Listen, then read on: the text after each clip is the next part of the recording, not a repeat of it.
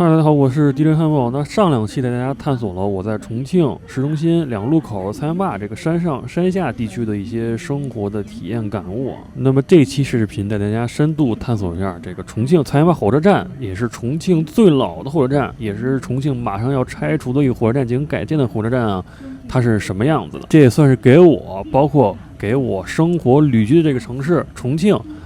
做一个小小的记录吧，因为菜园坝火车站，如果下次我再来重庆的时候，估计可能这个火车站已经是全新的面貌了啊，我已经见不到这个老的面貌，所以我简单的做了一个记录啊。那么这一期视频呢，同样拍摄了2次啊，第一次是我拍两路口菜园坝那天，然后等到火车站那会儿的时候已经是晚上了，拍出来的效果呢就不是那么明显，但是呢那条道路是等于说我从长江边上的山公园到火车站。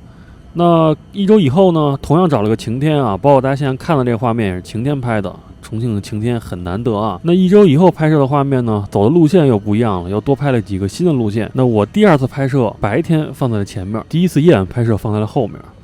哎呀，晴天时隔1周啊，正好上次录两路口菜园坝是上周日，今天又是周日，又是晴天啊。这么看这块就比较清楚了，这个火车站。现在基本已经是变成一个大停车场了。那这边有很多警车啊，就今天这附近有很多警察，不知道干什么呢。这样看清楚多了啊，这是这个摩佩外滩商城，然后这上面是桥，还有3号线。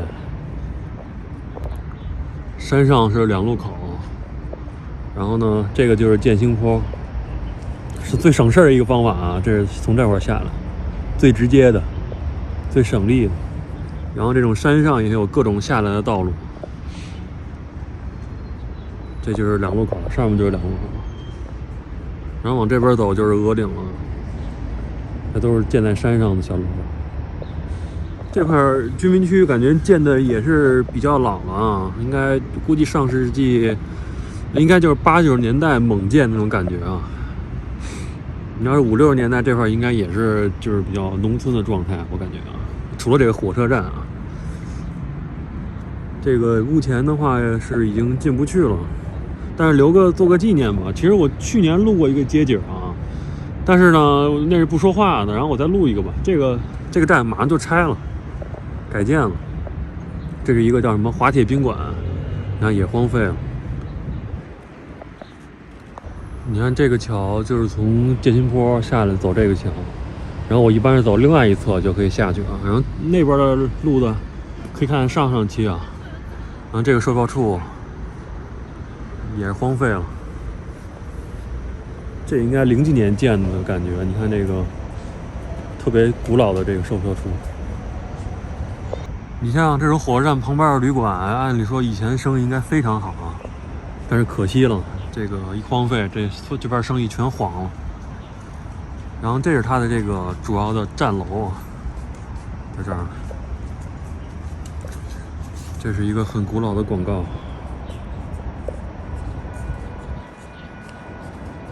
不知道大家能不能看见啊？这个重庆站现在是一个尽头站啊，这个菜园坝，看没有？这直接就是火车轨道。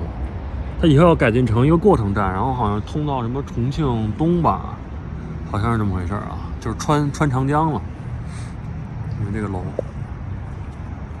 可以想象当年它辉煌的时候啊，应该人是不少的。估计这种，你看像这个广场大概就挤满了，现在已经根本没有什么人了。有俩小孩翻进去了啊，我就不翻了。你看这个，我不知道它是以前的还是做出来这种复古的感觉啊，这像一个新的牌子。但你看这些广告，肯定都是以前的了，对吧？现在谁还用这种模式？这感觉都像90年代。李先生牛肉面大王，这个在北京以前也有啊，但是后来就基本上消失了这个牌子。我记得以前在海淀黄庄那边好像有吧，有印象，反正应该是海淀，就是那个培训班那一个区域的有很多，现在都没了。这个明显是一个乡村鸡的招牌啊，你看都关了。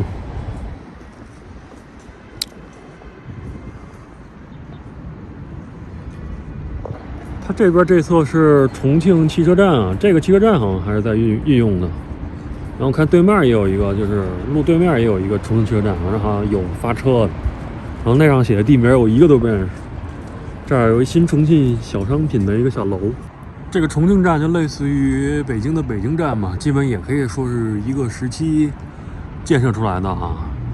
它可能就是承载，比如当年你来重庆上大学，或者当年人来北京上大学，就会去北京站嘛，或者北京北站那个西直门那个站老站啊。然后当年来重庆上大学的人，应该就是在重庆站，或者来重庆生活打拼的人嘛，应该就是这个站。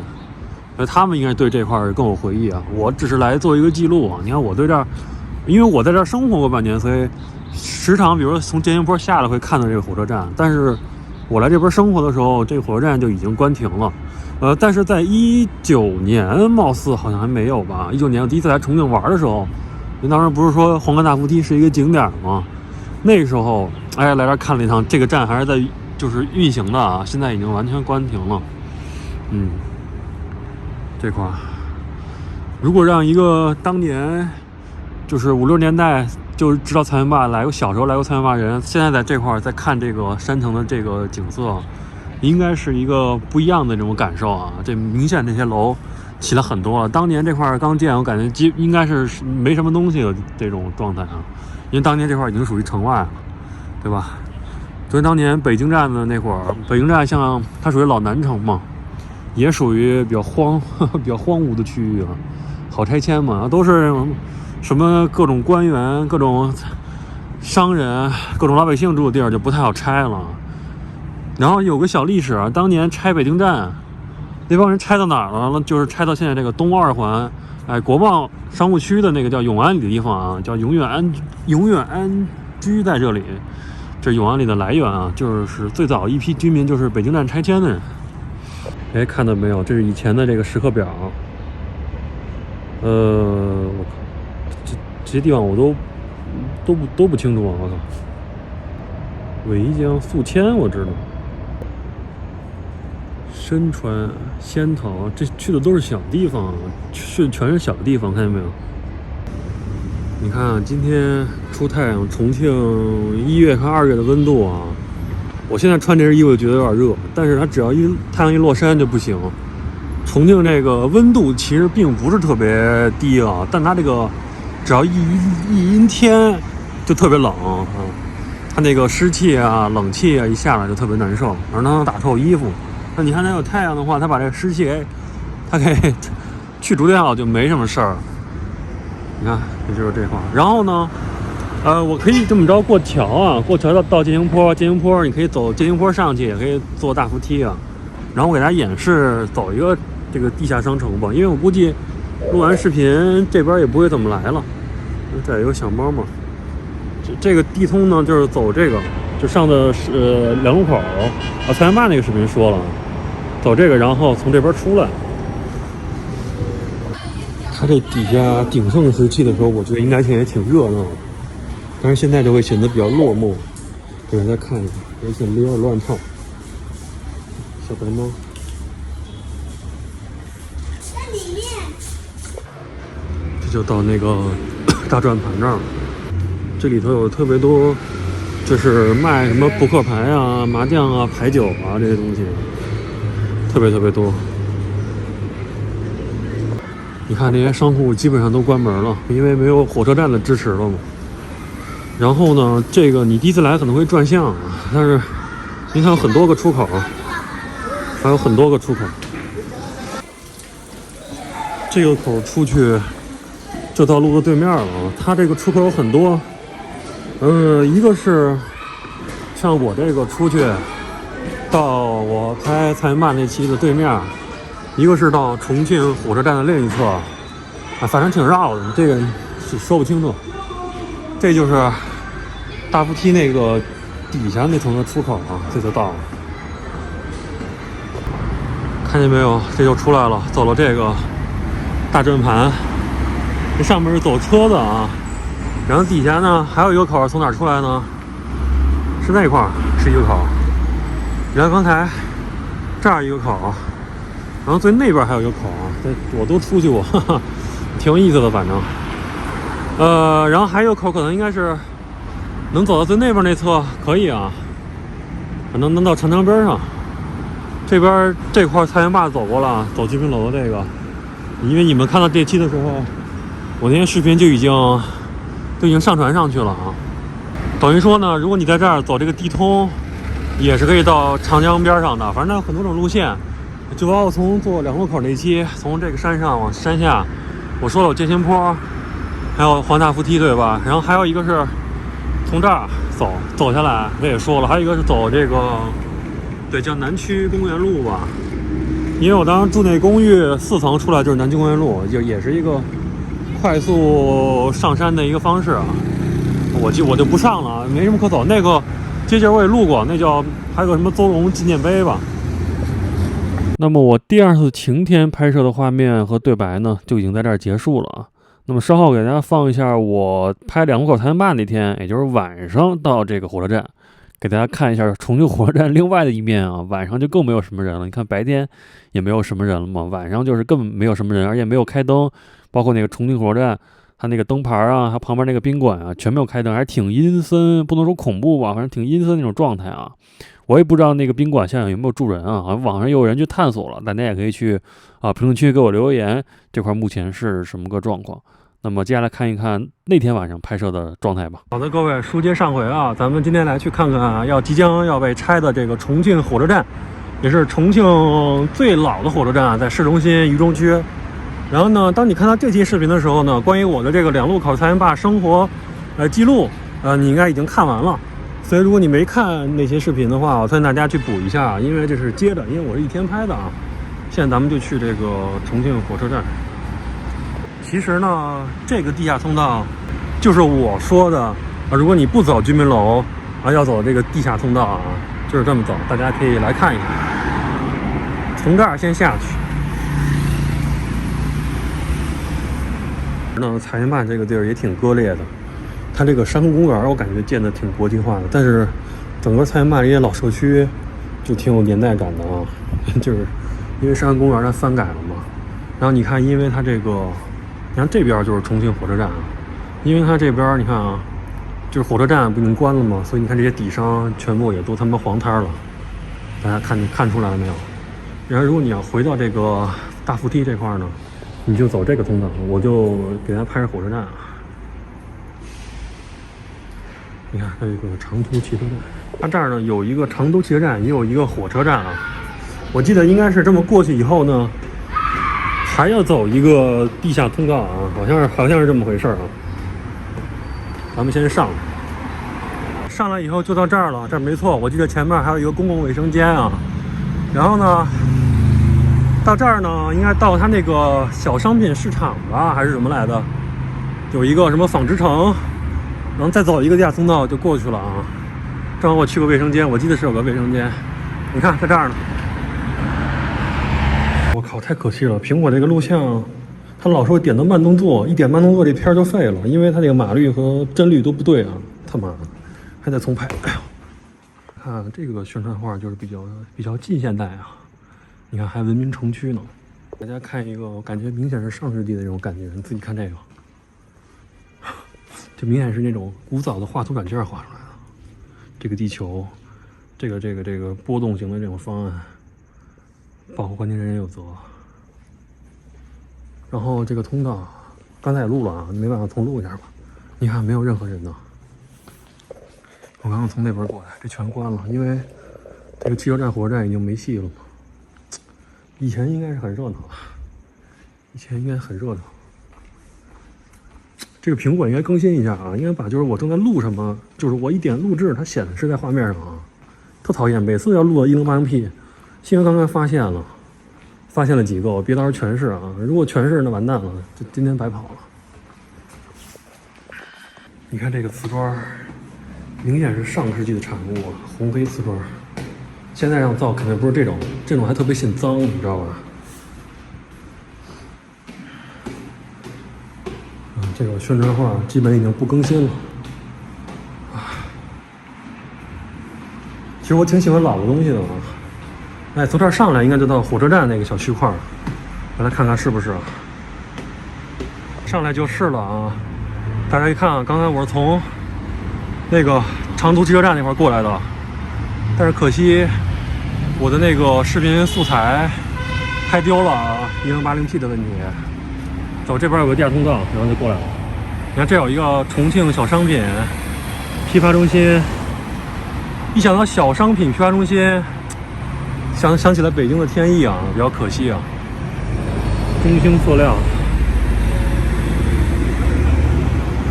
然后咱们现在看看这火车站能不能进去看一看啊，因为马上要拆了。一个是给我做纪念，一个是给重庆也算做个纪念吧。可惜了啊，拦住了，应该是进不去了。这个就是重庆的最早的火车站啊。你像它这个大厅也是后期建的，早期我估计跟北京站啊，北京站不是，北京站可能一开始就有那大楼，这个楼估计都是后盖的。早期就是特别简单，可能有一个进场，然后直接就是轨道了啊。它是一个终点站，以后要改造成，我看了一下资料，以后要改造成就是一个就是中间的这个点位的站，过程站吧，我不知道它专业术语怎么叫。然后这个重庆站了，但是这个被栏杆拦住了啊，大家看到。然后这就是一个叫华铁宾馆，还有我感觉有没有人在那里头探秘啊？这个挺适合闹鬼的啊，我觉得挺有意思的。以前是个宾馆，可以想象以前那是很繁华的。然后你看这有李先生加州牛肉面大王，这个牌子在北京以前也有啊，现在早就基本上绝迹了，只有在火车站有。然后那我看那照片，正好是一个什么乡村鸡啊，好像是啊。但是他拦住了，进不去了。本来我想看能不能到站里去拍一拍。然后呢，你看这块停了很多这个类似于这种舞台车、转播车，还有警车啊。我感觉好像前段时间我看小红书上有人发这儿拍节目，可能跟春晚有关系啊，具体我就不清楚了。然后这个地方大家再看看这块，大家熟悉吗？看这个亮灯的坡啊，就是践行坡啊。如果你想走大道亮道，晚上你就走这个最合适，走这个天桥就可以过来。然后呢，这个楼吧，这其中有一个楼就是那个皇冠大扶梯的楼啊。同学刚才我不是坐大扶梯下来的吗？对吧？就是这个楼。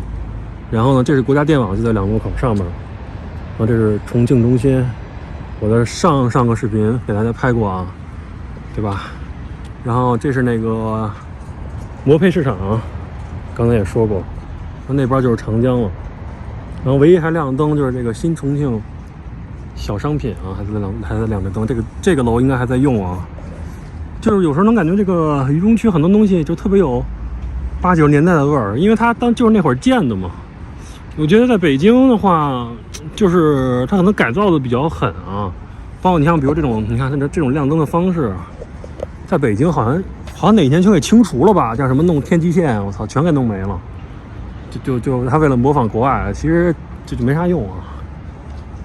那进不去了，没办法啊。如果大家有进去的方法，可以告诉我啊，可以看怎么能进去拍一拍啊。其实我想进去拍一拍的，但应该没什么戏，而且晚上了，不太方便自己进了。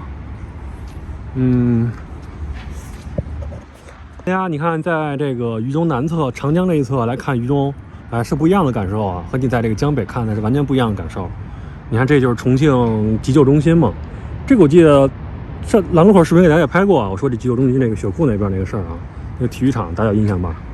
如果说我这个方位没错的话啊，老重庆人也可以来评论区说一下。然后我记得有一哥们儿在小红书上还老发的房子啊，几十万买了一个重庆老破小，在这块儿。然后他说特别可以看长江江景，的确啊。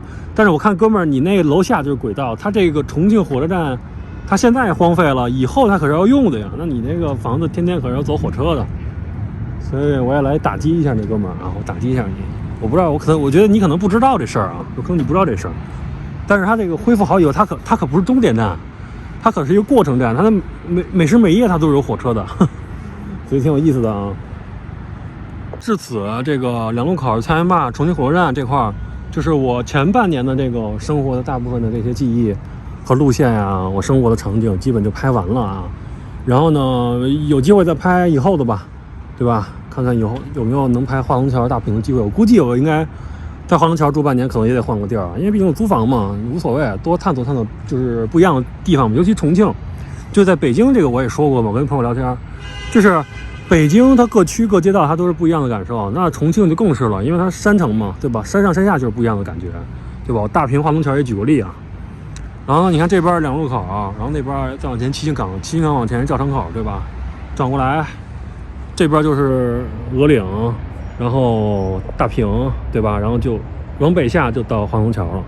但是我就在这边坐一个公交车回去了啊。你看有个210路可以到企业天地。这个地方其实你要旅游的话，你可以来转一转，我觉得挺有意思的。就是也没必要非局限在洪崖洞，你就有一晚上看洪崖洞就可以了，真的。解放碑什么的。这些地方才是相当于是这个建国以后啊开始建设区，就跟北京这个2环出去3环内这么个感觉吧，其实也挺有意思的啊。大家看到没有，这个景务站底下这个通道就通到我刚才说那个大圆圈那块儿，然后你就可以一路到那个卫生间，然后就可以走振兴坡，这么上去了，这就是这么个路线。这边我基本都摸透，因为也在住了半年嘛，对吧？那么这期视频就是这样，如果你喜欢这个视频，请给我 YouTube 点赞、订阅、B 站3连关注，感谢大家的一路以来的支持啊！然后呢，你也可以在评论区说一说你喜欢这个，就我拍这么多重庆啊渝中的视频，你喜欢？如果你是你生活在这个重庆渝中，你是喜欢生活在这个北边呢，还是喜欢生活在南边？就是长江侧还是江侧？反正我觉得是完全不一样的体验啊！虽然都是重庆，都是渝中区啊。当然，重庆很多个区，然后有很多个区县，当然非常不一样的这个感觉了，对吧？好的，那这期视频就是这样，那么拜拜。一到化龙桥，瞬间进入了一个新区啊！哈哈，哎呀，你看我这个新买的这个充电宝，我当时那个蓝充电宝啊，也是110块钱吧，然后时隔3、4年以后，这个也是110块钱，我靠，这么厚，不知道能不能看清楚啊？巨大一块，然后是我以前那玩意儿的2倍啊，以前那玩意儿的2倍大的容量，110块钱，所以说感觉这个科技产品淘汰真的是非常快啊，就跟我这个手机的电池一样。你看我这手机用了，我靠，快4年，还是快5年了吧？换2、3块苹果电池了，今年应该更新一下这手机了。然后呢，等于说它现在就是这第3块电池也耗电非常的快啊。所以刚才我一看，我在长江边上拍，我看就剩5格电了，赶紧我这玩意儿补了一下。然后你看这玩意儿还是挺管用的，你看我补了这么多电，它还有3格电，还有3格啊，这照的显示是2格，怎么对不上焦？还有3格。所以很快，就跟当年我记得我上大3的时候配我那个电脑，当时配了一个特别牛逼的 Windows 旗舰机啊，花了2万出头吧，我操，花了快3万块钱。但是谁知道，你说现在我老往外地跑，这个电脑相当于一直搁着，估计你现在二手卖的话，可能就8、9千，就这么个数。当时配了一个5900X、6900XT 这么个配置吧，然后硬盘啊，那个硬盘。包括显示屏，反正都用了好东西吧，自己组装的，第一次组装电脑，反正当时还想出一个那个的教程呢。那当时那会儿不是做那个教学博主吗？你看这一排，我平常要在这儿吃那个什么小面、兰州拉面、沙县，然后这儿有一个新疆的哥们儿，还有一个烧烤啊，也挺多吃的。但是当时还一直没做啊。苹果最大的问题就是玩不了游戏。别的都没毛病，就你把那个电拔了，也可以那个什么，也可以照样工作。OK， 拜拜。